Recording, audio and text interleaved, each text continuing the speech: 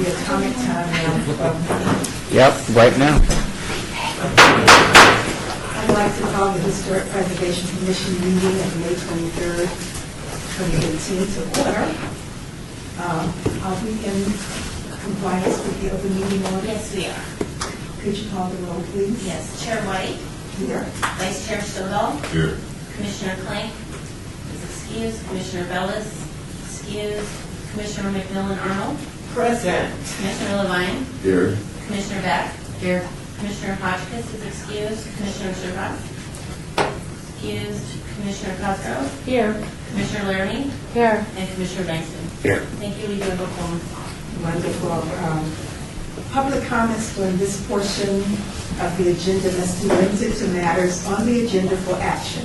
If you wish to be heard, please come to the microphone and give your name for the record. The amount of discussion, as well as the amount of any single speaker is allowed, will be limited.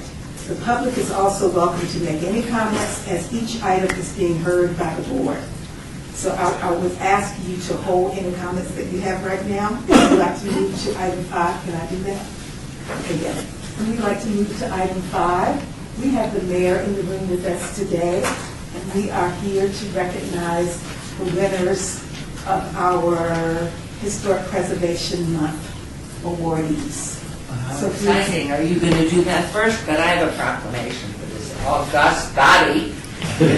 Wonderful time. It does happen to be National Preservation Month. So, I mean, it's just all of you that are so involved in preserving the great history of our community and Clayton for sure, and the gentleman that you sit next to.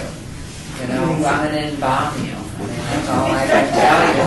Because what would we do without your historical knowledge and accuracy? Unrelenting accuracy. No, I mean, is there anybody like Bob Stoddall? How many years you married? 36. Are you sure? Wedding anniversary is yesterday. Congratulations. Now that's beautiful. So and he's sure of that, so he'll remain married. Good. From the Office of the Mayor, a proclamation, whereas historic preservation is an effective tool for managing growth and sustainable development, revitalizing neighborhoods, fostering local pride, and maintaining community character while enhancing livability. And whereas historic preservation is relevant for communities across the nation, both urban and rural, and for Americans of all ages, all walks of life, and all ethnic backgrounds. And whereas it's important to celebrate the role of history in our lives and the contributions made by dedicated individuals in helping to preserve the tangible aspects of what has shaped us as a people. And whereas the City of Las Vegas and the Historic Preservation Committee proudly recognize the career achievements of Melvin D. Green, architect, Sam Tolman, City of Las Vegas architectural project manager, Mark and Rose Otis, sign painters, the preservation advocacy of Heidi Swank. I always have to stop and look at her because she makes me smile. The preservation education provided by the Springs Preserves Boomtown. Fawn Douglas, who also makes me smile so much. Mural entitled Dakota Access Pipeline Protest. The Writer's Block programs entitled Las Vegas Writers Project. And local author showcase in Dennis McBride's book entitled Out of the Neon Closet, Queer Community in the Silver State, and the Dorothy Wright Bricks and Mortar Award to Alexis Ferguson for the rehabilitation of 1701 South 8th Place. Now, therefore, I, the Mayor of the City of Las Vegas, County of Clark, State of Nevada, hereby proudly proclaim May 2018 is National Preservation Month in the City of Las Vegas, urging all residents and visitors to recognize and participate in this observation. Special thanks are extended to members of the City of Las Vegas Historic Preservation Commission for their service, contributions, and efforts in this worthwhile endeavor. In witness whereof, and by the power granted to me, I hereby set my hand, cause the seal of the city of Las Vegas to be affixed this 23rd day of May 2018. So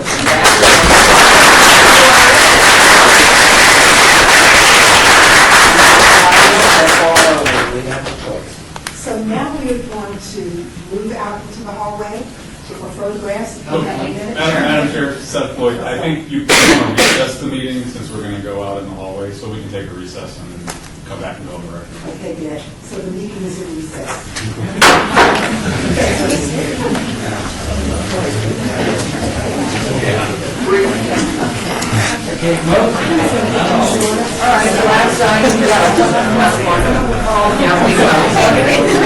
Yeah, we'll take a picture of the whole commission when we're done. You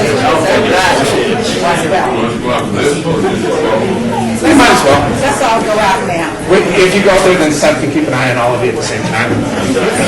Oh, yeah, no deliberations. You can do that. You're tired of hearing about it? 15, we're electing in 13 races from No, the funny thing is, the reason I was late They're is I actually knew the it was going to be a long because meeting. there's I'm trying to only finish lunch. 2 people in one party running, so it's not just Because I normally we're go electing after you. people. Close primary, so they're not affiliated people. Oh, that didn't take so long.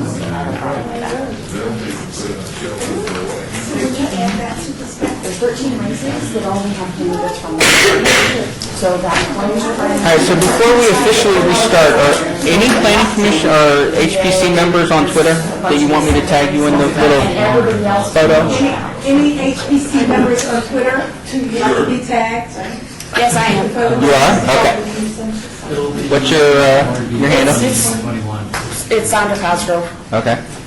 There's not too many of us out there. Yeah, I can't have that on my feed. For preservation. Did you find me? I found a Cindy Cosgrove. So are you spelling it SONDRA? So I'd like to call Here you our are, but meeting you to can't be order tagged. for the second time today. Let me look at my settings. I have to do that again? Oh, because, okay, so public comment, do I have to read that again? I would just open it again. Okay. So I'm opening the floor for public comment. It was interrupted before because I did not allow you to speak. So if there's anyone here who has a comment now, okay, thank you so much. Item number 4, the possible action to approve minutes of the last meeting. I second. Wonderful, thank you so much. It has been motioned and second, all in favor? Aye. Anybody not in favor? Okay. I wasn't here at the meeting. Oh, okay. So Bob was not here. So it passes. Item number 6, HPC 73395, discussion regarding building the working relationship between the Historic Preservation Commission and the City Council. Paul, can you remind us of what that is about? Madam Chair, members of the commission, this was an item that was requested by the commission at the last meeting to explore ways to improve and establish working relationships with all of the boards and commissions and the city council. And as such, we've invited representatives from some of our city council offices to attend the meeting, and I leave that up to the commission to invite them for future meetings as well, of course. But they're here in attendance and may be able to provide some insights and kind of talk with the commission about that relationship. Wonderful. So I'd like to thank all of you for coming, and as we'd like to see if there's anything in your ward that maybe you're thinking about that should be on our list for preservation, or any other comments you have for us. And could you identify yourself, please, and tell us who you're representing? Good afternoon. My name is Felipe Ortiz, and I work for Councilman Bob Coffin in Ward 3 downtown. And first of all, he asked me to apologize. He's at a meeting across town, so was unable to make it. First of all, I wanted to thank each and every one of you for the work that you do. It allows them to connect the dots with public works projects, with private projects, future projects. On your agendas, there's a chart that says what's coming along, and sometimes there's so many moving parts, it's difficult to connect them, and so this board really does that, so thank you very much for keeping that on track. As far as projects, Councilman Coffin wanted me to continually put it forward, its concerns are continue to be the Huntridge Theater. I know that's been on your agenda, and it's been on the agenda for year after year. Of course, the Victory Hotel. It's our oldest hotel here. It's still standing, and most people don't even know where it's at, but he wanted me to continue to put that forward. And also, Well, no, if I could interrupt you, I think that you could, each could just sort of, just in the most general terms, identify the ward boundaries you have. oh, thank you. So, Councilman Coffin represents Ward 3, and if you can start at the freeway, I-15 and Sahara, and you're going east toward Paradise, you go all the way down to Boulder Highway. At Boulder Highway, there's a DMV, and then you take a left at Boulder Highway. There used to be the old Showboat property, that's in the city. You take a right down Charleston, and you're going east again toward Nellis. You go all the way to Charleston and Nellis. If you're on the Target side, that's the county. If you're at the Chevron at AMPM, you're on the Las Vegas side. You're going all the way to Nellis, toward Nellis Air Force Base. Nellis across is county. Nellis west side is a city. At Owens, you take a left again, and you're going west. And then Owens all the way down behind Rancho High School. Rancho High School belongs to Ward 5. Behind Cashman Field, that belongs to Ward 5. The councilman then incorporates most of Fremont, with the exception of a few blocks that belong to Ward 5. You get up at Ogden. The Ogden is in Ward 3. You come out to Fremont Canopy. One side is Councilman Coffin, the south side. The north side is Ward 5. You end up at the Union Plaza, and then you have that street until you get the parking structure. The parking structure is Councilman Coffin. And then you get to Charleston, and you go Charleston I-15. Anything at Symphony Park is Ward 5. Everything else is Councilman Coffin. So that's his word. The Stratosphere, Meadows Village, Huntridge, Southridge, a lot of the historical, probably with the exception of the west side, some areas on the west side are in Ward 3. So those are the boundaries. Thank you. And so the last part the councilman wanted me to ask is he saw on the agenda previously on a verbal or written history on Latinos in Southern Nevada, so he'd like to thank you for that and applaud that, and hopefully that work will continue forward with some more work also. And thank you on behalf of Councilman Coffin. Wonderful, thank you so much. Do we have any questions for Mr. Ortiz? For the record, what's the status of the blowing? I know there's an exhibit been opened, but the permanent placement of that was, I think, funded for within the councilman's ward. Thank you very much for asking. The Blue Angel, the Bartz's group, they were gracious enough to transfer to the city, and this particular board approved it, and also the Centennial Commission approved money for restoration. A new restoration is pretty pricey. It's about $105,000 to restore it. It's not, and so right now, it is, in fact, tonight, was it tonight? Tomorrow night it will be on display at the Neon Museum. But to answer your question, the biggest challenge for us, the city, is that finding companies that have the time to restore it. There's so much construction out there. We finally got a bid with our price and also the time frame. So the time frame is after they finish it on display at the Neon Museum, they'll then move it to a company, and it's not the original builder, it will be a different company who will restore it. And we're looking probably to get it back installed in January, and each and every one of you will be invited. It's at 5 points. There's an AM/PM station, so it's Eastern, Charleston, Fremont, Boulder Highway, and 24th Street. I think it's 20 25th Street. So there's 5 intersections right there. So right there, on one side is an auto zone, right at that corner, they negotiated a piece of land. There's an RTC bus stop, but it's big enough, we bought the piece of land from the RTC, and that's where it's going to be set as a gateway piece, an entrance to downtown Las Vegas. And it's not that far. I know Mr. Stowell is a purist. In fact, that's where it was, probably 800 feet. So it should be moved 800 feet from its location, so it's going to stand there honoring the city and then also doing it as a gateway piece. So it's going to be on a pedestal, of course. Yes, it's, I forget how tall it is. Yes, it's going to be on a pedestal, so, and then also some, all the usual technology, so a car smacks into a big rock instead of into the, they'll take themselves out before they knock that thing down. Yeah, when you said move, that I was hearing across state lines. No, it's going to be moved within Las Vegas. Within Las Vegas, within about 800 feet from its original location. No, I mean, where it's going to be restored. Oh, good question. That I do not have an answer for.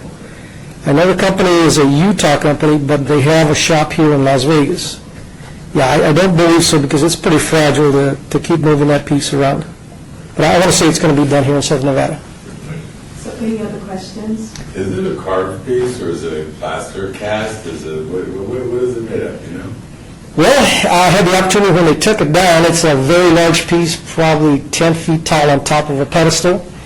Very little damage as far as, the chipping and the face and the wings and everything else. I'm not really sure what material, but it was really good, and the wind would turn it. So it's on the ball bearings that turn it.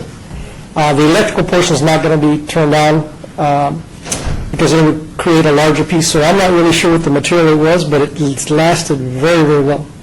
And so they're going to I know the outside is a little bit stucco, but I know it's a very fine material that's lasted this long without very much damage.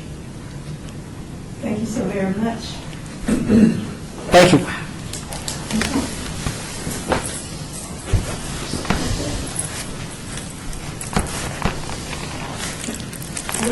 Hi, I'm Sally Christensen with Councilman Stavros Anthony's office, and I'm not long-winded like that, and plus, we don't have a lot of historical things in our ward. I was trying to think, our ward goes from, if you boxed it and didn't count all the jets, I don't know how to follow it through the same way Mr. Ortiz did, but pretty much it's like Ann on the south side of Ann, and then on the east side of Rancho. It kind of goes around, and we have this one little keyhole part that's Torrey Pines and stuff over here, but then it goes up to what would be on the one side, Lake Mead on the north side of the street, and then it goes all the way to the 215. So we actually have some new development that's coming, but as far as historical stuff, I'm not so sure that we have much of that in Ward 4. So, do you have any questions? No, but I think we could encourage Mr. Stavros to support what we do when things do come before the city council. That is really important to us, especially the Ward 3 people, and the things that we're bringing up, the things we're talking, doing, and wanting to preserve is going to need the support of all of the councilmen. So we would certainly lobby for him to be on our side for those things. Okay. I'll let him know. Thank you so much. Yes. So the ward runs south of Ann, it never goes to the north? The north side is Ward 6. Okay. And we have the Painted Desert side. Painted Desert, yeah, that's the one. Okay. And it goes all the way up to Cliff Shadows, and there's new development and stuff around there on the other side of 215. Did you have a special area in mind? No, I was thinking somewhere that's outside here, Okay. that's to the north. Okay. Okay, all right, thank you. Thanks for inviting me.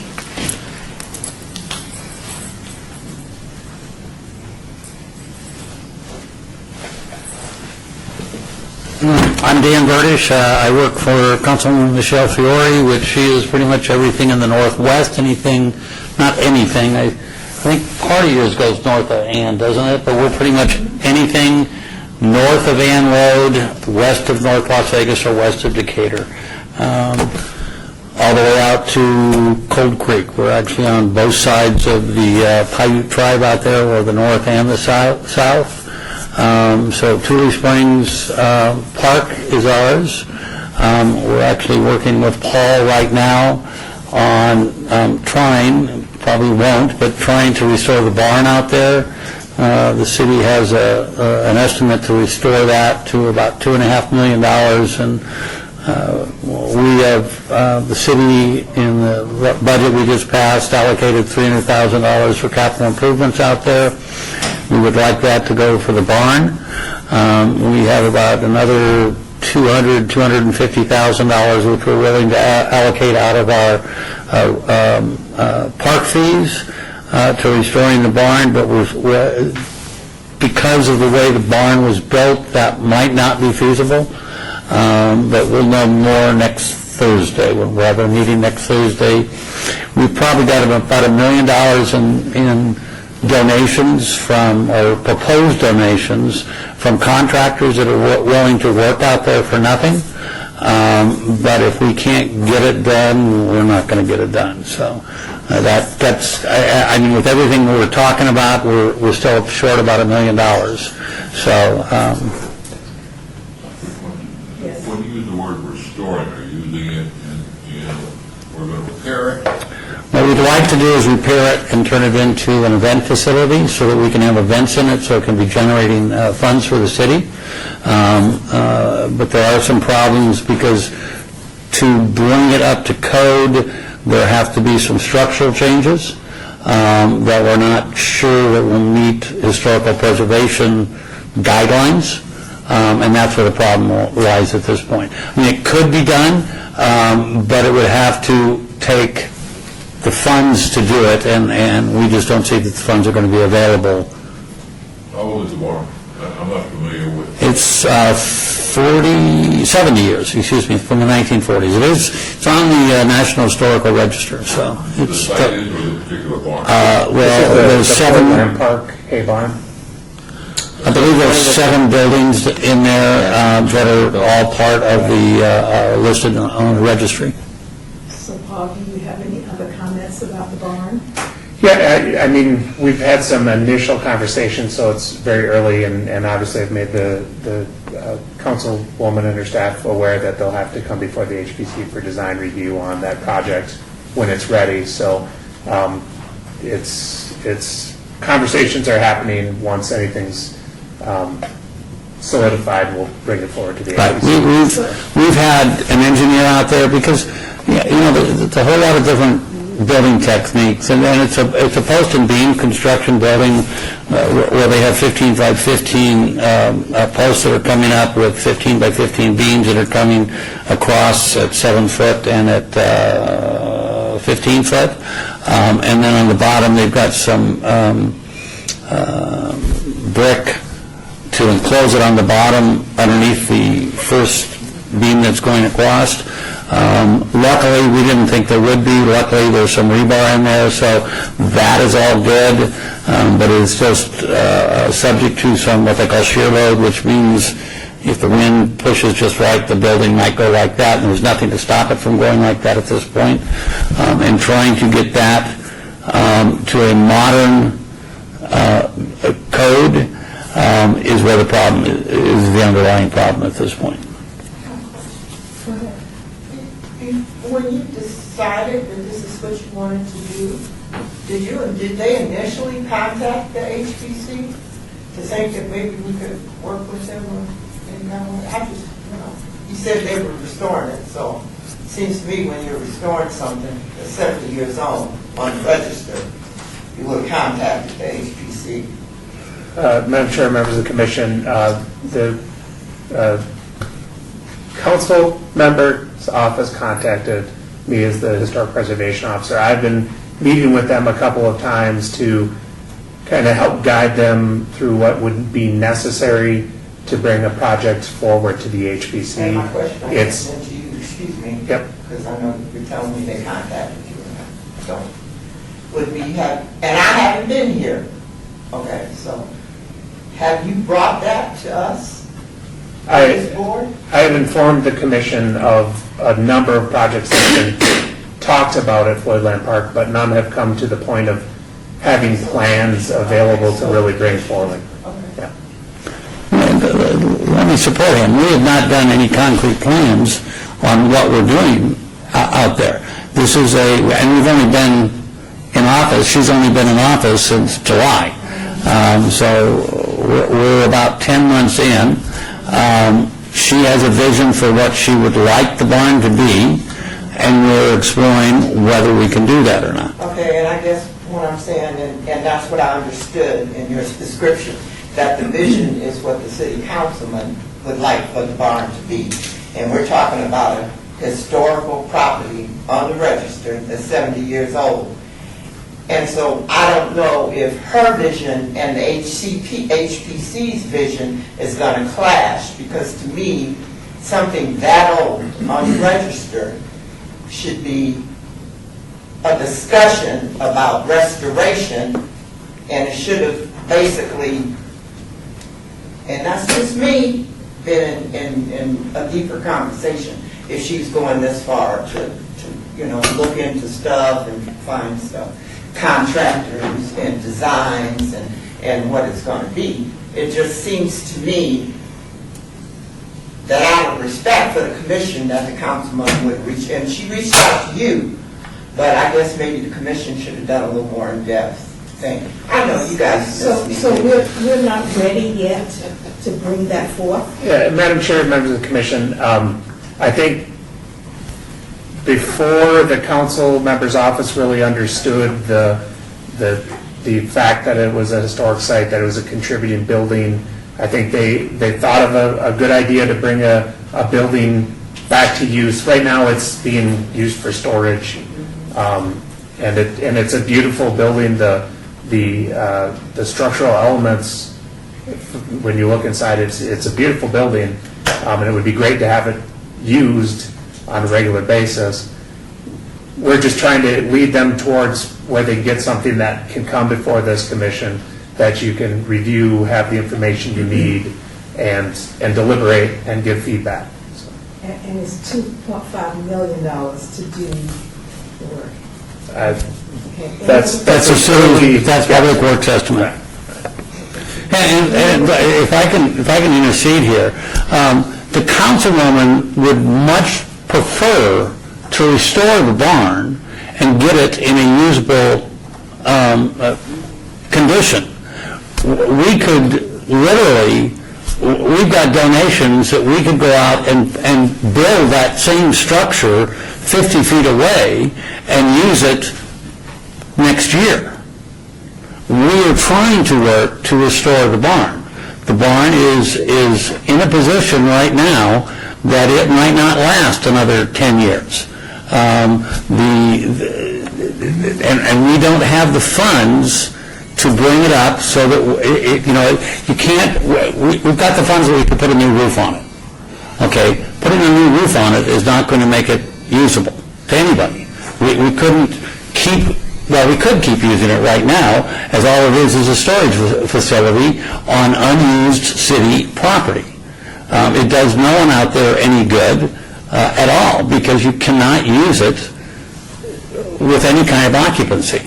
I mean, with 10 people, it's a 10,000 square foot barn. You can't have 10 people in there right now because it's not structurally sound. Okay, and so what you're telling, what I need to be sure you're saying is that in order for them to restore it, it would take more than 2.5 million, or it would take 2.5 million to restore it? The estimate that we have is 2.5 million from Public Works. We know that we can get that down substantially, that we've got approximately $1 million in people that are willing to donate time and materials. We've got about $500,000 in ward funds that we can target that. So we're about $1 million away. The $1.5 million, we can go out and build essentially a barn that looks exactly like it and have our events in 9 months. But we are trying to do something to restore the barn so that it has the look of what it did when it was built 70-some years ago and still be usable to the city. So you're Is saying, this something that you'd like to put on the agenda for No. our future meeting? probably yes, I would, but he's saying that it costs more to restore it Yes, than ma'am. to build a new one. Yes, ma'am. Yeah. And we'd much prefer to restore, it's just whether we can or not. Just one last question. Yes, sir. I know we've got other, and we're going to have this on the agenda. At first, as you're going through your presentation on the barn, it sounds like you didn't anticipate getting the additional $1 million. And it sounded like that this meeting next Thursday, you were not optimistic that you'd have a go to move forward. Well, let's assume that that's correct, that you're just not able to raise the amount of money, even with volunteers and so forth. Do you have a plan B to build something out there? Yes. Okay. So then, I think it would be valuable for us to know what plan A and plan B is, because plan A is to restore that and make it a adaptive reuse, which is wonderful.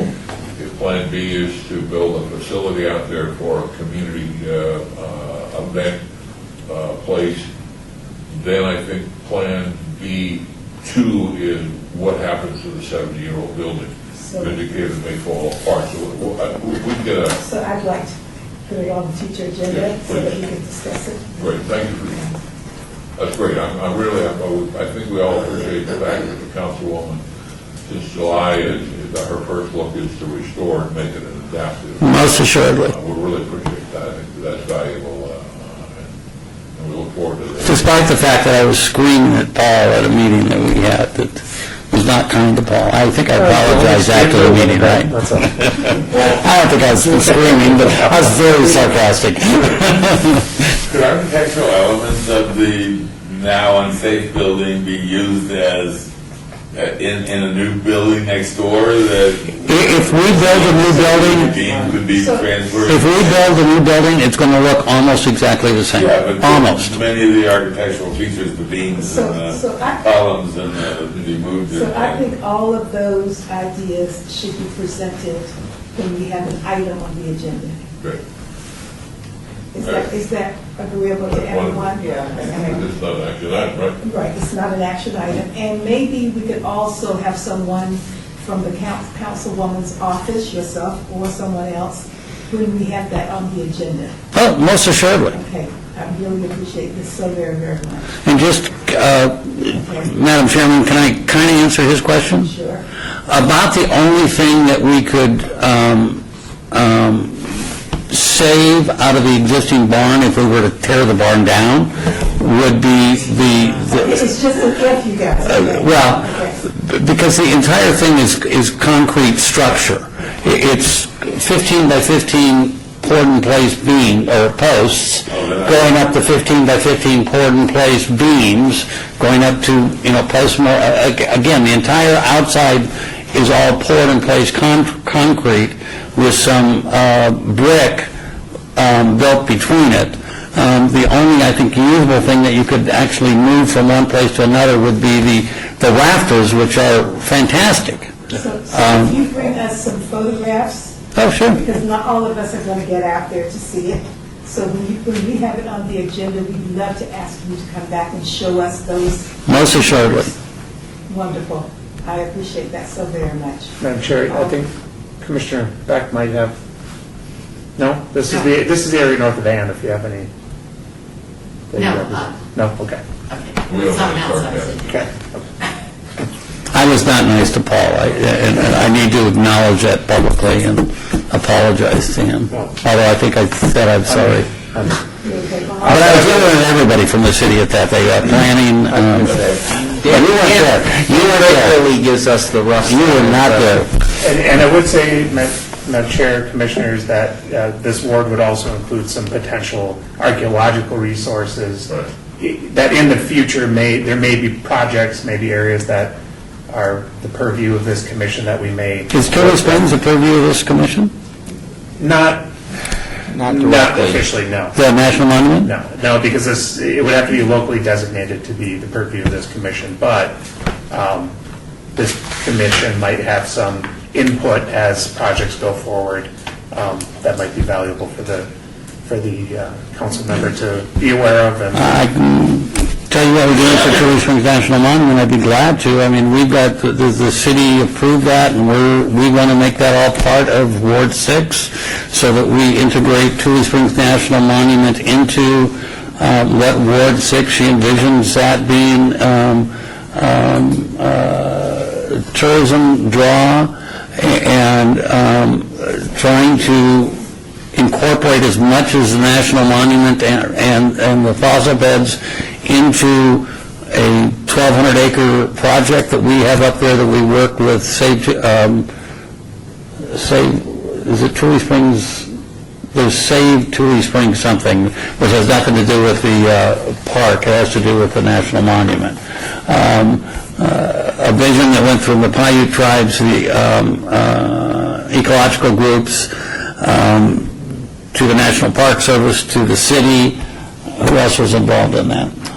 The vision plan. The Air Force was involved. Yes, we had representation from the Air Force. We have a couple, both bases actually, Creech and Nellis were involved in that. And then the design workshop, which is the consultant who worked on it. And I think there were a few other interest groups, but I cannot remember right off the top of my head. But that's something that she wants to incorporate. I don't know if when you're talking about the fossils, I mean, but that's part of what we want to do. She's very hip on this and making sure that that's preserved and that we preserve it in the right way. So now, Pauline, you want to add something? No. Okay. I do have a quick question. The vision plan that you just referenced, is that something that's documented and available to review? So if you email me, I can email it to you or send you a link to it. That was passed by the city council with absolutely no opposition. So, Madam Chair, I just wanted to point out that conversation made me think that one thing that, and I don't sit on the commission, so I apologize if I'm getting out of my lane a little bit here, but since what the item is looking to do is explore ways to build a relationship with the council, for the staff who's here who probably doesn't spend as much time looking at the Historic Preservation Commission bylaws as I do, one of the duties of this board, I'll give a few of them because I think they could be useful to you because maybe the board can help. One is making recommendations to the City Council concerning the use of public or private funds to promote preservation of properties. And part of that is the council folks and staff can certainly help us identify those properties. We've talked many times about surveys that have been done. Most of that is in the older portions of downtown, but as we look to expand those surveys, if you identify properties or they come to your attention, if you can bring those to Paul and to the board so that we kind of have an advanced look, and then we may have resources that we can assist you with and point you to. Do you think anything out in Ward 6 besides Turtle Springs Park would even qualify for historic preservation? We have to remember the railroad through Las Vegas and through that area. So I'll tell you something else. We're working with Clark County, and we're working with Clark County School District on a new regional park out there. Have you been in on that? Just a little It's bit. up at north end of Moccasin, just east of Sky Canyon, and part of that will be a restoration of the old Tonopah Las Vegas rail line that we want to bring into that. If that's something that we should bring to you or you'd like to be a part of, we'd be glad to do that. Is it in the city? Yes. Yeah. just still off of the record, there are certain things we have specific jurisdiction over and vote on. And then there's the title of this commission, and that's the Historic Preservation Commission. So this commission is interested in the history, the preservation of the history of the city of Las Vegas. and whether that's prehistoric, whether that falls specifically that we vote or don't vote, having this commission, the councilwoman, know that this commission is there to support. So that's what Seth is doing. Right, but whether it says specifically Thule Springs in there or prehistoric, the fact that you can use this commission to support and understand, and it's important that this commission has an understanding of the history, what's going on in the history of Las Vegas. We've got an item that's coming up, but we were unaware of that we would like to know about. So I think you've got some more specifics. Well, I only have one more to add to that, and that's another component that may apply more specifically to the boards where it's newer development. Educational programming is also part of the response, and again, not something the board votes on, but I know that at a lot of these regional parks where you are incorporating, they may be new developments, but there is a historical learning and educational component too that this board could certainly assist. Well, and that's what we're going to do in the new regional park, is we would like to do, there are some encampments that it would not be preserving, it would be recreating what went on the Las Vegas Tonopah stage, not stage line, but rail line, that we would like to recreate that there. There was a stage, by the way. I'm sorry? There was a stage as well before No. the rail. But the rail line, you can actually still see it on the, if you look at the aerial photos. We'll be building or rebuilding, our idea at this point is recreating a portion of that in this new regional park. And there's nothing there currently. No, there's nothing there whatsoever currently. The rail line doesn't even go through where we're talking about, or never did go through where we're talking about building the park. Okay. Thank you so much. Sorry if I took too much No, time. no, no. This is wonderful to have that brought before us. Did you think of something else, Mr. Ortiz? Madam Chair, if I could have 1 minute? Yes. Felipe Ortiz for the record. Madam Chair, I did forget that Councilman Coffey was approached by the owners of Vegas Vicky Sign. Right now, it's probably 18 months before it gets forwarded to this committee. It's private ownership. They've spent the money to take it down. And where the Las Vegas Club is, they're waiting to build as much as they can out to see where it's going to fit, because to go out and do new architectural drawings was more than the price of refurbishing. So the point for this committee is that we'll come back to you through your staff probably in about 18 months, and it's going to be a public-private partnership, and most of it will be the restoration money, the location, and the permitting will be done by the owners. So in about 18 months, that'll come to you. Thank you very much for your time. Then you say what Las Vegas Club is, or where the Las Vegas Club is. It's going to be on Fairmount, yeah, on Fairmount Street. The Vegas Vicky will be there. Yes, they just haven't decided where, because it's not our building, but they did preserve the sign very well. It came down very well and very gingerly, so. Melinda was going to go there at one point. And this is the Stevens brothers? Well, it's Nevada Stupek and Mr. Stevens, Yes. Derek Stevens. Yes. And so the combination of both, they'll be coming to this committee to see where it fits appropriately and historically. We appreciate that. Thank you for letting me interrupt. And we would love to meet them. Thank you. Do we have one more person? That's everyone. This is everyone? Okay. Madam Chair, if I may, too, if this is something that the commission sees as value, we have 6 wards, 12 meetings, try to have one ward come One at a back. time? Right. Okay. I think that would be more appropriate. Yes. We can focus on it, give you maps of the ward. Good. That'll have the historic Good. properties that are already identified, maybe survey information, and then that will give the commission and the council office some time to marinate on what exactly to talk about. We appreciate that so much. Agenda item number 7.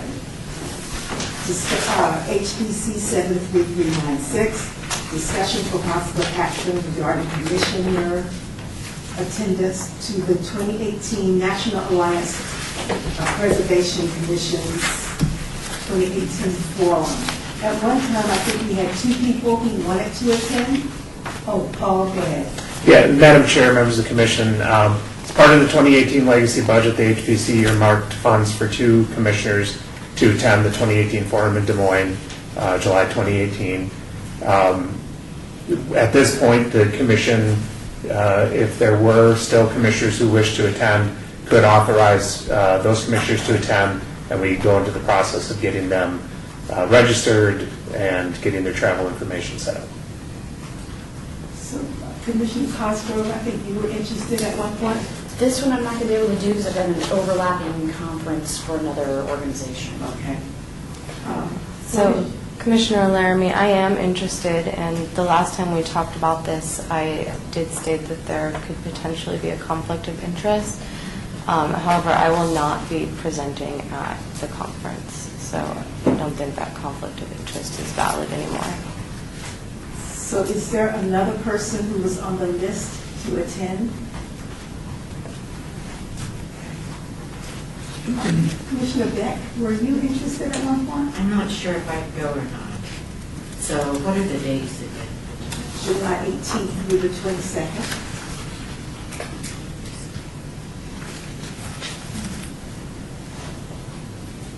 It's pretty doubtful. Okay. Look at me, I'm not, so, Okay. I Jack? think this young woman right there can handle it. Right, but we have funds for 2. Not able to attend. Madam Thank you. Madam Chair, Commissioners, too, if it's possible that Commissioner Beck could go back and look at her calendar and see that it works, you could make a motion to authorize Commissioner Laramie and Commissioner Beck if she is available to attend, if that was the choice of the commission to do. So do I have a motion? Motion to authorize Commissioner Laramie and Commissioner Beck if she finds out that she can. Second. So it has been moved and properly second. All in favor? Aye. All opposed? Thank you so much. That was a very valuable round. Agenda item number 8, HPC 73397, report by Department of Planning regarding the Historic Preservation Office's Certified Local Government Program, including the SHPO, SHPO Annual Review and Draft Programmatic Documents. So did everybody get a chance to breeze through those? Madam Chair, Commissioners, what you'll have in your backup, you'll see a letter from SHPO, 3 pages, summarizing their review. They attended the HPC meeting on March 28th. Jim Bertolini from the SHPO office was here to observe and also to give some feedback to the Commission on potential opportunities for training and so forth. This letter essentially completes that review. There are no specific issues that required any attention or corrective action based on his review. There were some recommendations for future action, those being the adoption of the Secretary of Interior standards in the ordinance within the overlay, the commission membership and training, again, training continuing, making that go forward so that all commissioners are comfortable participating, and then survey and inventory as far as being proactive in doing that. So those are potential items that could be added as future agenda items if the commission wished when we get to item 12, or I guess they are listed in this, so you could mention those now as well. The other documents are a draft of the new programmatic documents that SHPO has. These would essentially be more for new cities choosing to create commissions for historic preservation. So they may have a little less impact on us as a city. However, they are looking for feedback from the public on these, and so I thought it was appropriate to have the commission review these and offer any feedback you might have, either through myself or directly to Jim Bertolini. Additionally, in there, you have a model historic preservation ordinance, again, more for a city that doesn't already have an ordinance, but the format and the language that's included are things that we could review our ordinance to see if we are on the same page with, and if there's any recommendations that the commission would like to make. And then finally, I think there was a third thing in here, right? Yes, the agreement, revised annual reports. So that annual report will be a new form that they will be requesting the city of Las Vegas to complete as a certified local government. And again, these are all draft documents that they're looking for comment on. Staff will be reviewing them and trying to provide some comments. And if the commissioners individually, in all of your free time, have a chance to read through those and offer comments, we can certainly pass those on along as Did well. that come out in this month's, for this meeting? Yes. It's online. I usually get, but I didn't have to They're for not, mail. right, they're not mailing them anymore. I'll never get to review them. But they can't mail them out. But Which is so, crazy. just sarcastically, you will be sending it to the bill for the evening. I printed mine out, and I will share it with you. Thank you. Yes, I used a lot of ink as well. A couple of questions, if I may. Sure. It's not something for the item 12. No, well, first of all, I thought that the report that SHPO sent was helpful. Overview of, it's just nice to get somebody from the outside taking a look at what we do. And as far as specific action items, we'll talk about that in number 12 on survey and inventory. Paul, do we have, what's the deadline for requesting funds from them? And do we have a plan to ask SHPO for any money this year? Madam Chair, Commissioners, I would have to go back and review what the next deadline is for their CLG grant program. I'm not certain when that is. Okay, well, someone maybe put on, come up with 12, but we should not, we didn't do it last year, correct? Correct. We missed the, Correct. and as far as the draft, what I read in this is that they are making it easier for local governments, specifically smaller rural governments, to become a CLG and therefore be able to access the grants. And that's the biggest change, where they don't necessarily have to have a historic preservation commission. Right now, I think there are only 3 or 4 communities in the state. There's a limited amount of money, and so the money's not going to increase. It's probably just going to be, we'll get a little less amount, and Lincoln County will get, Panaca will get some money. And so that's the biggest change, is that they're making it easier for other communities around the, but I would like to make sure that we're, so there's a couple things, right, 12 out of this that we would get on the next agenda. Thank you. I agree. Item number 10. Any other comments on item number 9? Right, that was number 8. Madam Chair. 8, I'm going too fast. Item number 9, HPC 73398, report by Department of Planning regarding the final cultural resources report for the Baltimore and Cleveland Gardens project, Meadows Village area. SHPO undertaking, this was 2017-4721, Ward 3. So again, another large report, about 80-some pages, but a very, very excellent report. Paul, could you talk more about this report? Yeah, Madam Chair, Commissioners, this report was basically completed on contract from the Department of Community Services. They're working with partners to provide housing opportunities through grants and programs. A lot of times, those grants and programs are federal funds. When they use federal funds, they're required to do additional research, cultural resource research. And as a result, we end up with reports like this that are information, inventory, survey type of information that can be used as a basis for future actions by this commission. Now, the report itself doesn't do anything to establish this should be a historic district, these properties should be nominated, but it is information that can be used to guide this commission as they make decisions on should we look further in this area to identify those properties, to research them, to nominate them, to protect them, whether locally, state, or nationally. So this project area it's essentially west of the stratosphere. You've got a couple of housing projects. In the recent past was known as Naked City. It's really your Meadows Edition, Judy Rich 1 and 2, and then some fringe areas as well were included in that. The kind of key outcome, beside this being fantastic research and information to have this commission-based decisions, future decisions on, was the second page of the SHPO letter, which identifies the properties that are determined by this study to be eligible for nomination to the National Register.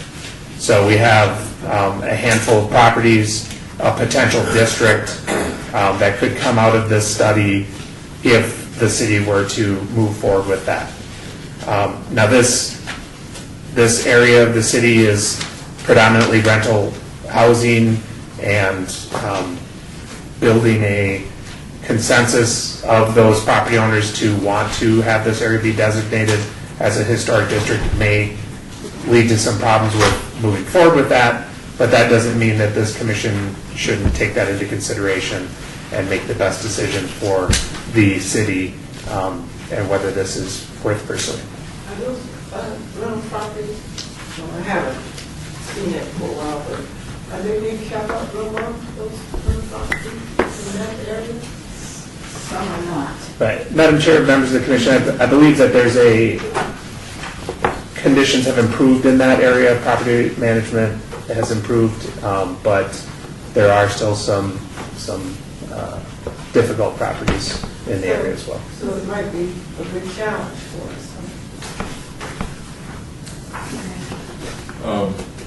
I think you answered the question of now what, but there's only two, the Cleveland Garden Department and the Baltimore, that are eligible for criteria A.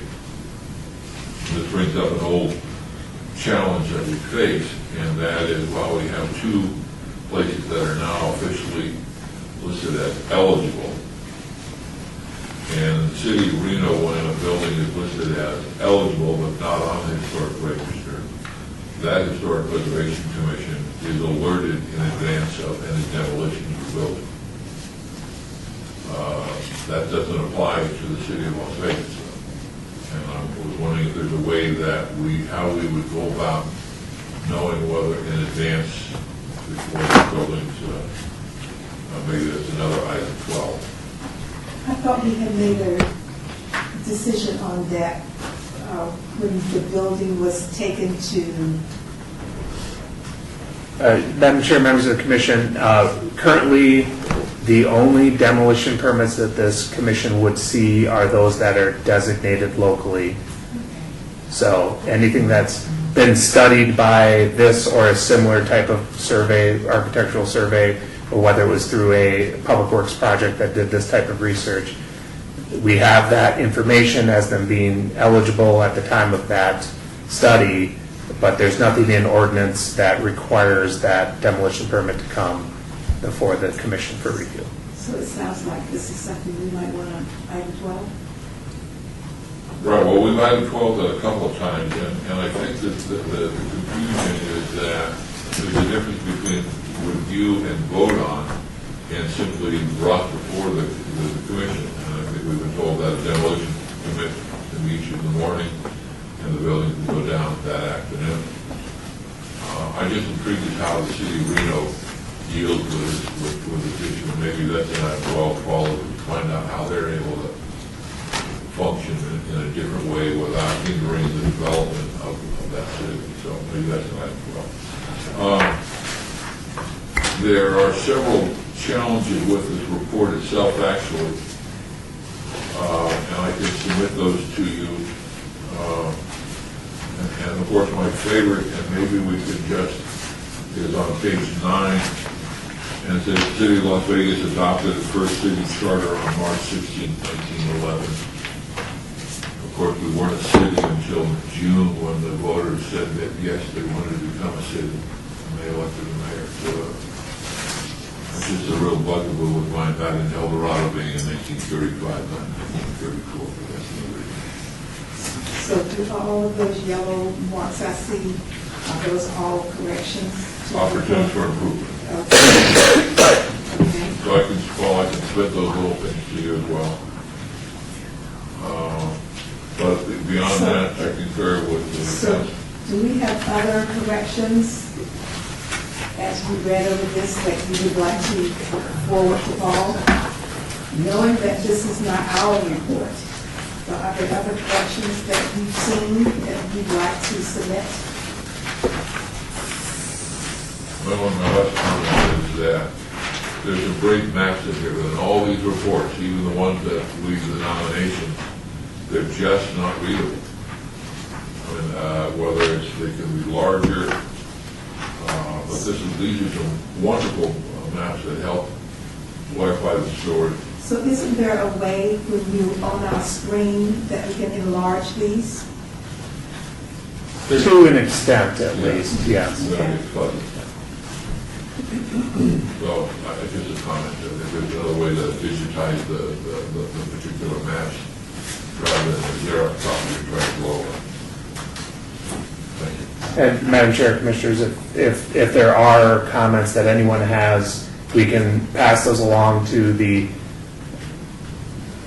department that hired the consulting firm to do it, and then on to the consulting firm, so that at the least case, if they won't repeat it the next time they do work in the valley, so we can pass that on. But we don't have a lot of control over this report itself, because it's been finalized and approved by SHPO, so.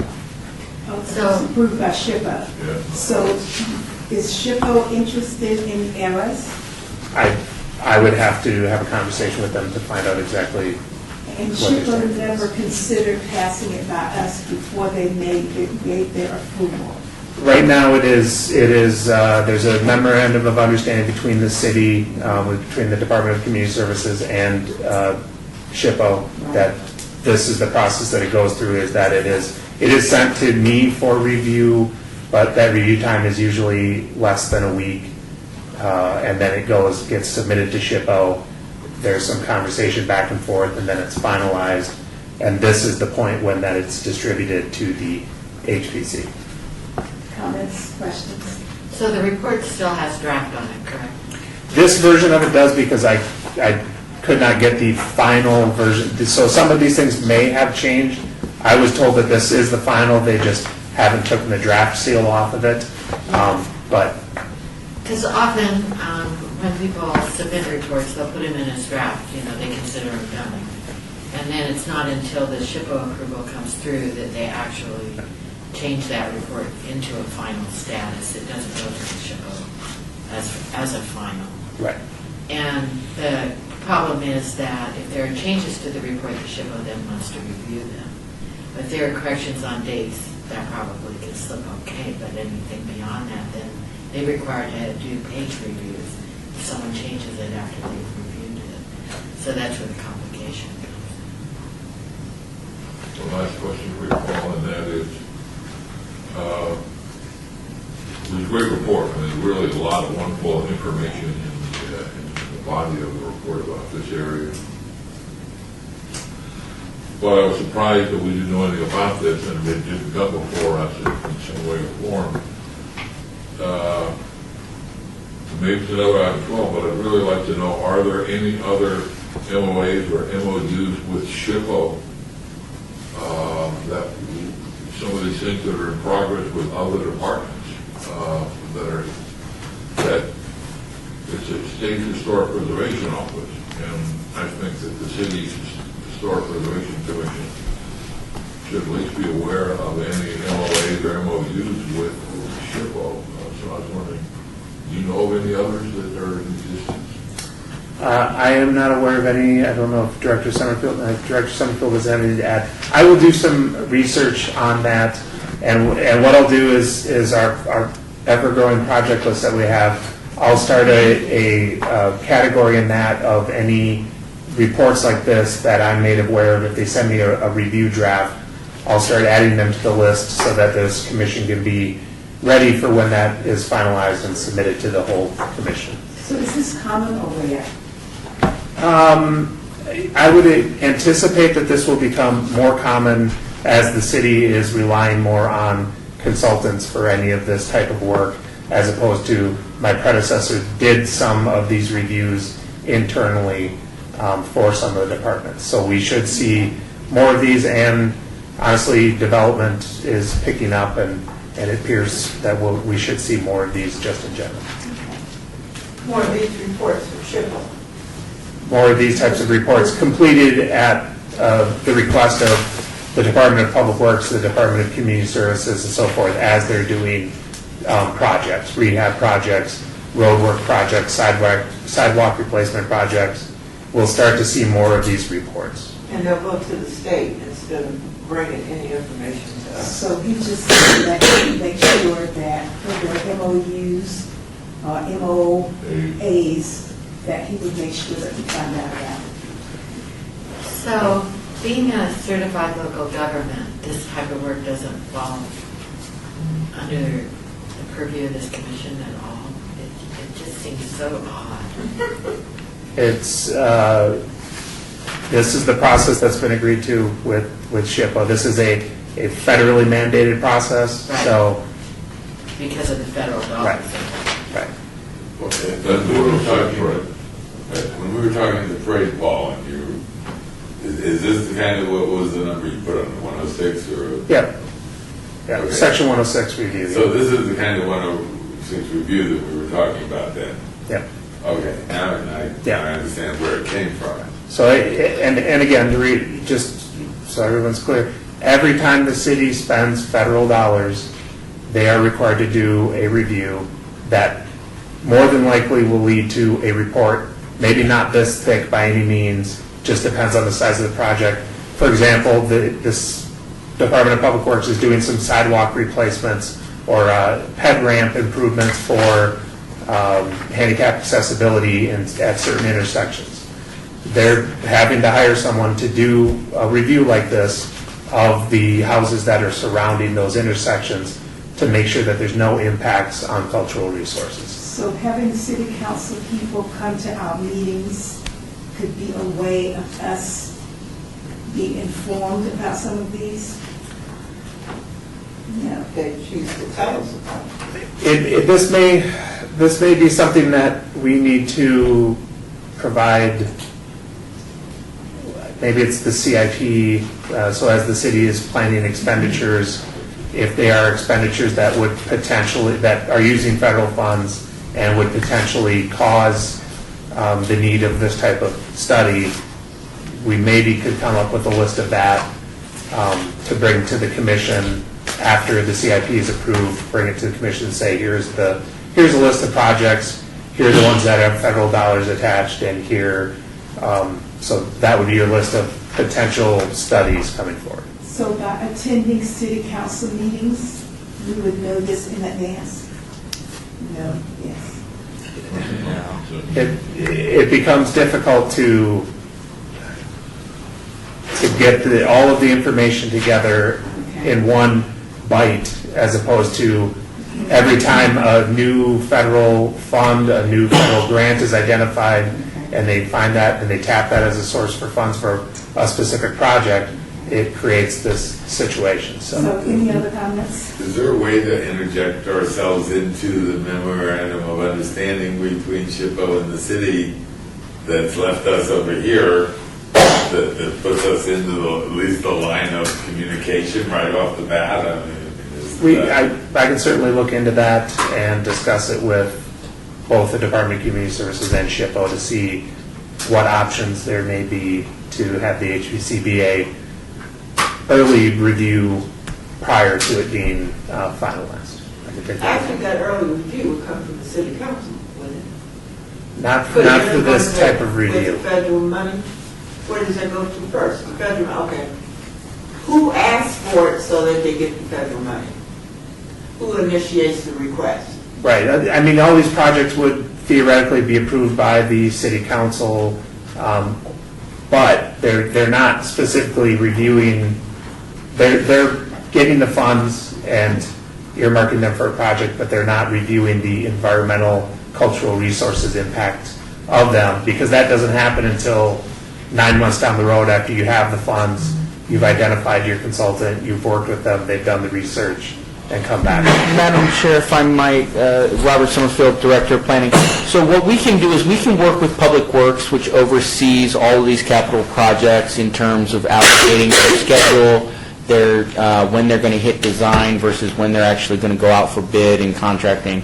To your point, Commissioner, the federal dollars, we don't actually ask for the federal dollars on a project-by-project basis. There's, as you're familiar probably with any number of federal programs, there's usually a formulaic way that we're allocated a certain portion of the pot of money, and then we decide internally as the city how we apportion that money to certain projects. Some projects we use completely general fund money for, in part because we want to not have to be beholden to the federal government in terms of some of their reporting requirements.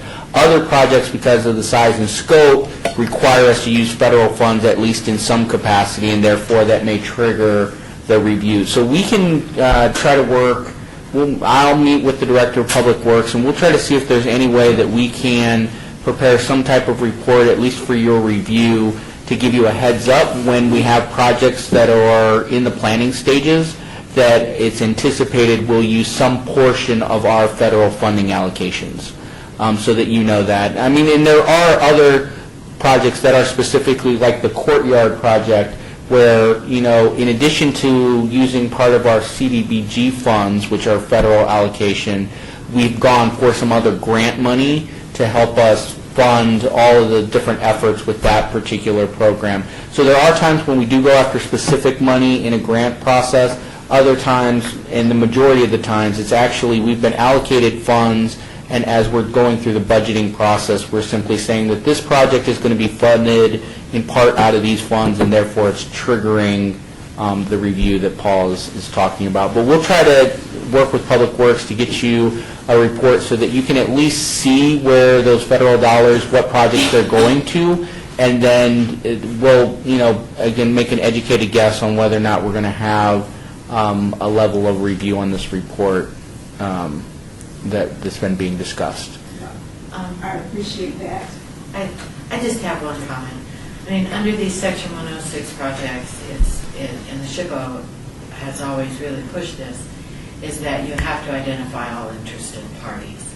And those interested parties then are regularly notified about, you know, what the project's going to be, what the, you know, progress is, what the initial results are of the effort. And we're not even reaching that level of being an interested party, and we're part of the city. Right. And that really seems to contradict the spirit of the law, because, you know, anyone on the street can say, I'm an interested party in this, and then they become part of that record of information, get a preliminary review of the project and such. So Gotcha. I just see us in an odd place right now. So are we an interested party on any I of think, these? I believe the Commission's expressed, I think this may be a situation where, since the city is proposing the work, they may be communicating with the Public Works Department, for example, on that, rather than, and then saying that, okay, that interested party is involved, they're proposing the project. So it may be just clarifying that this commission is an interested party, and how exactly we work with SHPO to make that There's happen. no way around it, and you point that out. Yeah. All that we have to do individually write Rebecca Palmer and SHPO and say, as an individual, I'm an interested party in any 106 within the city of Las Vegas. And people have done that for federal agencies. They've done exactly that. Can't we do it in abbreviated form and we become the interested party as the Historic Preservation Commission, not an individual, because I'm not going to do that. I have enough on my calendar. That's something I will have to work with SHPO to identify how we can do that, and just make sure that we're not, this commission obviously wants to be informed of this and know what's happening and have a chance to look at these. Just want to make sure it fits in the federally mandated timeline of review, because if they send it to us the day after we print an agenda, or set an agenda and set it out, then it sits for 60 days. So we'll work through those details. We'll take that chance. Right. I will reach out to SHPO and have some conversations with them about how to make that happen. Yeah, it's just hard if we can't see what's going on in the area. We're at item number 10 now. Report by HPC 73399, report by Department of Energy, the project update list and maps. Madam Chair, Commissioners, the project update list was included. At this point, everything's been converted to black text because there was no additional updates made prior to this going out. And we certainly would be available to answer any questions in regards to these projects. And maybe we should just talk about that list first, and then I'll move on to the next map. So if there's any commission questions on that project update list. So the Victory Hotel and Huntridge, am I looking at the right one? Yes. Okay. Yeah. So that came up twice today. Is there anything that you have that we don't have that you know of those two? On the Victory and the Huntridge, no, there's nothing that I'm aware of that has changed in those regards. And is there anything on the scenic byways that we should know about? I think that's the only other question that I have. There is potentially a text amendment that may be coming forward with the scenic byway. I don't have any real details on it, but that's something that we could add to the project update list as we get more information. Would that text amendment come through the HPC? Would it be required to come through the HPC? It would not be required to come through the HPC, no. If the commission chose to have any review or comment on it, it would have to be to the planning commission or city council. And how do we find out when that's? We will be shortly sending a list of planning commission items to Commissioner Laramie so that she can review those. This will be the first attempt at that, and we will work through the difficulties that will result from that and build that communication so that she's getting the information she needs to then identify issues to either the chair to potentially put on the agenda or just at future meetings to put on agendas. So. And Madam Chair, I think based on the discussion we had either last meeting or a meeting before, when there are items that Commissioner Laramie finds, if we don't have time to get them on before Planning Commission, I think Paul's plan is to put them on an agenda so we can take action if necessary by the commission before the city council meeting on those items, like this one. And to clarify, Madam Chair, Commissioners, to clarify for folks who haven't been at all of the latest meetings, Commissioner Laramie is going to review Planning Commission agendas to identify any projects that are on historic or potentially historic sites so that that information can be relayed to the commission so that we can get some more information in. So. Yes, it's part of her work anyway, so she is going to expand that and include us and people that she'll notify. Yeah, and just for the benefit, a good point, Paul, for the benefit of those who are here, what I think we're trying to accomplish is that if there are items that the commission is probably interested in, but there's just not enough time, unfortunately, to alert you to them so that you can actually have a meeting and take action. If Commissioner Laramie identifies something and alerts Paul, who can alert the board, you can attend your individual capacity and give testimony on the item in the interim, while the board puts it on its next agenda for a meeting, so you can actually take action and decide if you have a public opinion as a board. Great, thanks for that clarification. I have one side question here under the project names. You know, parking waiver and all of that, I know what it is. But what's this one in the John S. Parks? So moving forward to this map? Yeah. Okay. Okay, am I ahead? Yeah. Okay. Just as, well, before I move forward, were there any other questions on the list? Two. Yes. One is, first to kind of pull off the record, the SHPO was authorized by the State Commission on Cultural Resources and Historic Places to go to the Attorney General's office to possibly return to court with the Huntridge Theater for violation of the consent decree, not living up to the consent decree that was signed in, I think, November of 16. The most recent part of that consent decree is that SHPO is will be allowed to inspect the place to make sure it's living up to all the covenants twice a year. And those efforts have failed. And so SHPO at a public meeting said that requested that.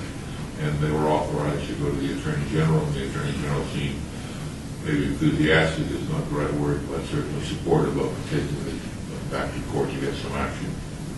Secondly, Las Vegas High School, what is the update? Where do we stand on getting that done? That is being sent over to purchasing to have them review and then set up our process to get that out to consultants. A week, a month? End of this month, I would think. We should be able to have it to them and hopefully shortly thereafter out to interested parties. Great. Thank you. So are there any other questions on the project update list? All right, so moving on to the map. This map shows your historic districts or properties in that hazard orange hash color, and then it shows the project numbers with stars for projects that are potentially going to go forward to the June Planning Commission. Now, these are only the projects that are within 1,000 feet of a historic property or district, so it's limited in that fact. But this identifies those projects so this commission can ask any further questions about them, and we can get clarification as needed.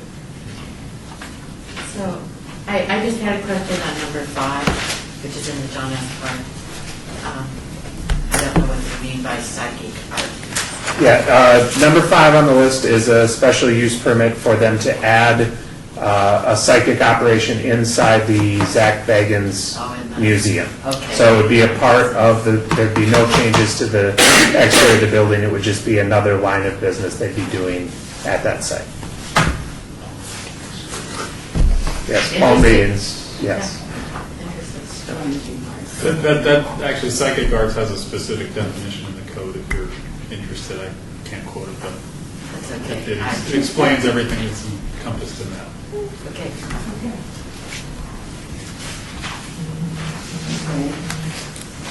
Item number 11, HPC 73400, report by the Department of Planning regarding historic and archaeological resources in local media.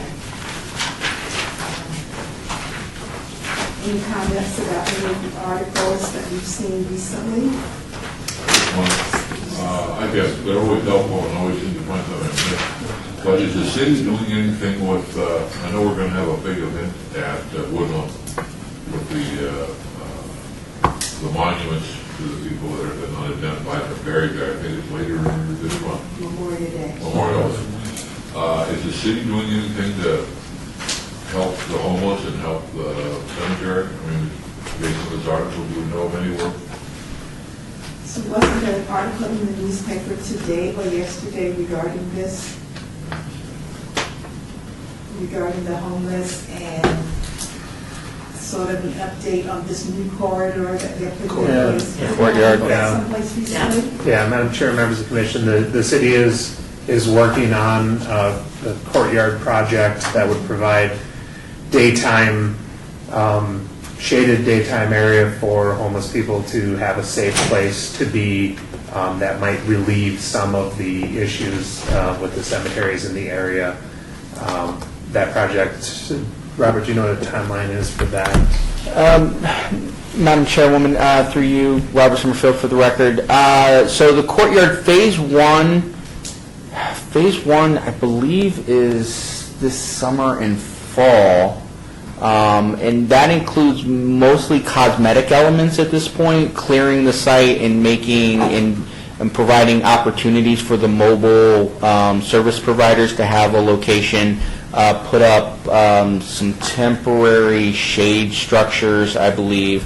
And then Phase 2, though, that is going to be what is going to be worked on, and I don't think that's expected to be delivered, I want to say next summer or fall. But it's a phased project. They have funding, I believe, to complete through the Phase 1 level improvements, and they're continuing to work through budgeting processes for the next phase's construction. The second phase is really where you see the hard construction. We had a presentation on the courtyard here, didn't we? Just a couple meetings ago? That was different. I apologize, that may be a different meeting. At any rate, they have, at full build-out, it will be a fantastic facility to provide service delivery to particularly a service-averse community that doesn't require people to travel all across the valley to get to the housing voucher, to get to the food voucher, to get to the ID, place and everything else. And we'll also provide an opportunity for when we find folks in the cemetery that are inappropriately there, there's now going to be some place that they can go where they may not be able to go to the shelter because it may either be full up or the person may be inebriated, and right now they can't go into a shelter, but they will be able to access, provided they're not actively using at that moment, they'll be able to access the services at the courtyard. So once that gets up and running, that'll be a great asset. But it is, and I just put this on the record because it's something that the city is trying to make very clear, it really is only meant to address, in part, the downtown situation and the downtown Las Vegas situation when it comes to homelessness. Clearly, the county, North Las Vegas, Henderson, and other areas of the city are experiencing issues with homeless populations that are camping in those areas. The courtyard is not going to solve our regional problem. It will help alleviate some of the problems that we have in downtown is the goal, and create a model that may be able to use in other satellite areas. And so am I reading incorrectly? It does not solve housing. It does not solve housing. It solves access to the service providers that do provide housing, and what the anecdotally what they've been able to determine is there are housing resources for people who want housing, but to get a significant portion of our homeless population into housing, you have to make a repeated number of contacts, which is very difficult in our current decentralized programming. And so by having that service delivery kind of all in one place, you can come in for, say, when it's laundry day, and they have the mobile laundromat, essentially, facilities there. You can come in for that, but guess what? We're going to talk to you about the opportunity for you to get on the list to get into some transitional housing. And then when you come back for the day that it is, the vet is there because he's doing, free vaccinations for, and a lot of our homeless population has pets. When they come in to get the vaccine for their pet, hey, we're going to also say, hey, I know we talked to you last time, but really we would love to talk to you about getting on the list to be able to move into some transitional housing and get you stable. And the more contacts you have, the more likely you are to get them into those services. So thank you, Robert. Any questions? Where are you building this courtyard? So Madam Chairwoman, through you, so the courtyard is at Four Master and Las Vegas? Well, those don't. Las Vegas and Maine. Las Vegas and Maine, Four Master. It's in the Corridor of Hope. It is utilizing land that the city either already controlled or through some land swaps now controls. Outside of the corridor?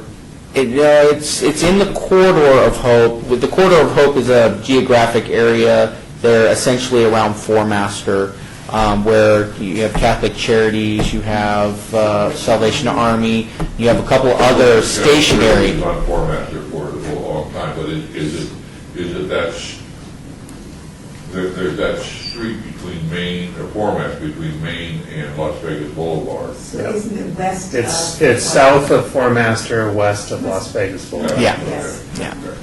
So it's in the Corridor of Hope, and again, that's why I emphasize the fact that this is meant to address the homeless population already existing in that area and provide additional level of service and resource to them to get them off our sidewalks and out from under our bridges in that area. It is not intended to be a magnet or a new shelter to draw the homeless population from Henderson or from Ward 4 or from North Las Vegas or what have you. It is really meant to provide an additional level of service for the people experiencing homelessness in downtown and get a place where they can go so that when we are working on a sidewalk and cleaning it off or the cemetery or other places in the downtown area, it's not just shoving the homeless into another alley down the street or somewhere else. It's actually offering them the opportunity to be out of the street, out of the right-of-way, in a safe spot where they can, have a little bit of certainty because there's security on site and some other things where they're hopefully in a better position to then think about what other options may be available to them. So over the past month, there have been several of the articles in the newspaper about this. Yep. So thank you. Any questions? Maybe So we our could make that a last thing, item. invite Jocelyn to do a presentation on it, since it's an interest. So our last item is item HPC 73401, discussion regarding topics for future agenda items by the HPC. Comments made during this portion of the agenda by individual commission members shall refer solely to proposals for future agenda items, and any discussion shall be limited to whether or not any such proposed items is or within the purview of the commission. Whether such proposed items shall be placed on future agenda. No discussion regarding the substance of any such proposed topic shall occur, and no action shall be taken regarding the proposal. I think after today, almost everyone has something for this meeting. Do we just want to go around? Bob, if you start, do you think you'll be able to allow us some time as well? Okay, we'll start with you anyway. You might cover everything. Well, there's 4 items on my list, and that's the, Paul, I think you could take a look and see what existing MOAs or MOUs we may have with SHPO. Number 2, the point that there's a way that an update on a way that HPC could be brought into the 106 loop somehow. Yep. The third thing is reaching out to SHPO as part of the 106 is how we can become an interested party, which we already are. The fourth one, update on the Julie Springs barn, if there is something that's just for information. And then I thought that the last one, in looking over the SHPO letter, it seems to me that there are 4 or 5 recommendations in there, including on page 2, bullet point 3. Las Vegas is generally proactive with its survey and has completed several noteworthy survey projects to build its inventory of potential historic properties. However, notable gaps exist, especially in terms of potential commercial properties as well as places associated with historically disadvantaged communities. There's some other opportunities in here, and I don't know if we've all had a chance to. One of them suggests that we look at our existing ordinances. Okay. So yes, I wanted to put that one on adoption of the Secretary's standing ordinance. In that list, is there going to be future discussion of how we integrate? So do we have to have that as an item? The one To about- get us integrated with the city on MOAs and MOUs? That was the first. That, yeah, I'll cover, yeah, well, I've got that all covered in one. And there was some discussion about what an MOA and an MOU is. Memorandum of agreement and memorandum of understanding. I'm sorry. They're just memorandum of agreement or memorandum of understanding. Okay, Just two thank you. different terms.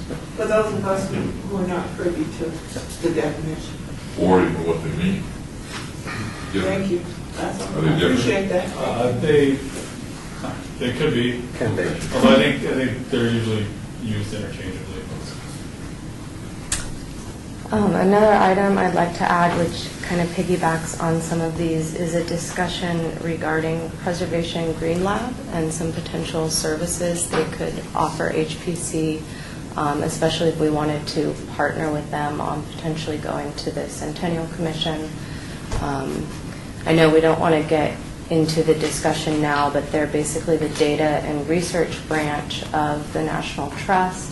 And they have done surveys and research for multiple cities, such as LA, which have helped them build their ordinances to better address the properties and kind of the economic situation that they have. So I think having something like that for Las Vegas might be helpful, and if we could even just get the conversation started on whether or not that's something we're interested in, that would be good.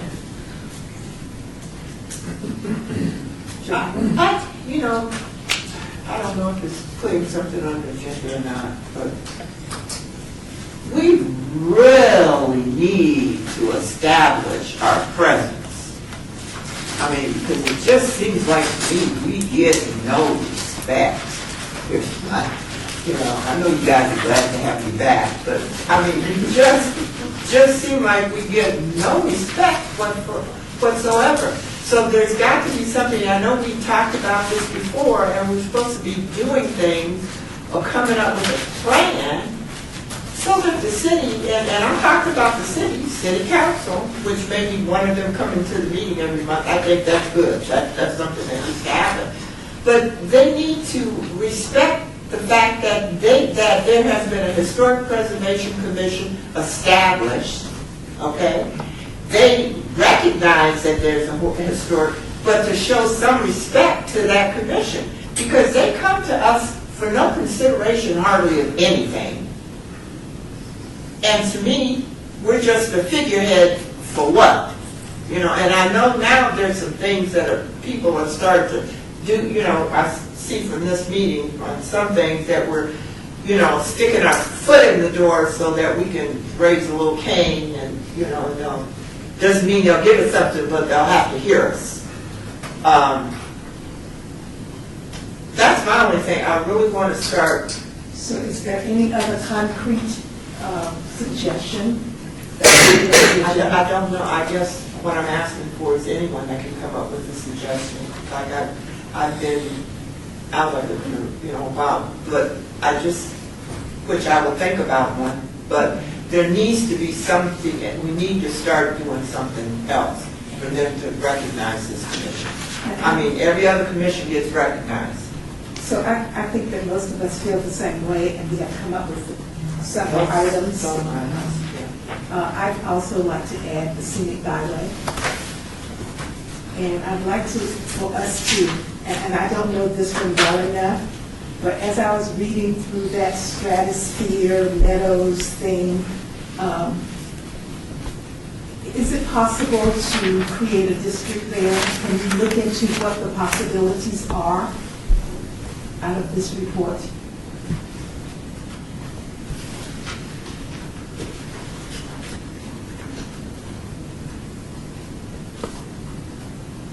All right. Well, I think that area has, at least I know there are two things that are historical that we really need to be kept up on, so somebody doesn't decide to just tear them down and get rid of them. Built more, just come to the criteria, like say there's people living there, that's where I first moved to. It's done, it's a dead deal. We have no problems there. I don't know what I did with my paper that I'm supposed to be for item 13. I think I'm supposed to allow people to make comments from the public. Is that mine? No. Yeah, you said that. Okay, so, citizen participation. Public comment on this portion of the agenda must be limited to matters within the jurisdiction of the commission. No subject may be acted upon by the commission unless that subject is on the agenda and is scheduled for action. If you wish to be heard, give your name for the record. The amount of discussion for any single topic, as well as the amount of time any single speaker is allowed, may be limited. So I see one person in our audience.